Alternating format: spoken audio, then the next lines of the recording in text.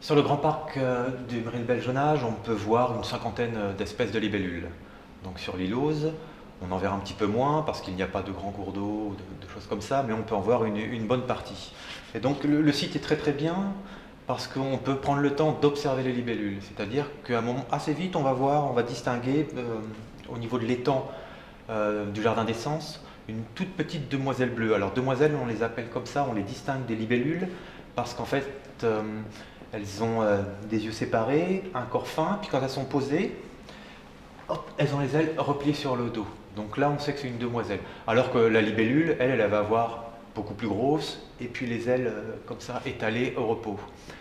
Donc si on prend par exemple cette petite demoiselle bleue, qui s'appelle Cénagrillon puella, ça c'est le nom scientifique, mais on l'appelle aussi l'agrillon jouvencel, ici, si on prend le temps, on pourra observer tout son cycle. C'est-à-dire qu'à l'été, on peut la voir pondre dans l'eau, donc dans l'étang. Ensuite, la libellule va mourir, mais les œufs vont se développer dans l'étang.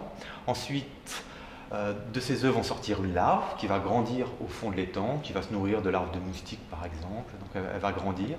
Et puis quand elle sera prête au printemps, au mois d'avril par là, et ben la larve va sortir de l'eau et sa peau va s'accrocher à une petite herbe.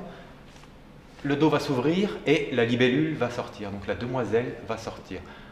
Ensuite, ça n'est pas fini parce qu'il va y avoir une petite phase. Donc elle ne va pas rester sur l'eau tout de suite parce que les places sont rudes et les mâles font régner un peu la terreur. Donc elle va aller un peu dans les petits espaces à côté. Là, on peut la voir maturer sexuellement, c'est-à-dire avant de pouvoir se reproduire.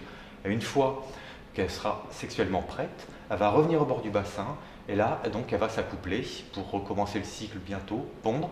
Et vous verrez à ce moment-là, c'est là que vous verrez les merveilleux petits cœurs parce qu'elles ont une façon très particulière de s'accoupler.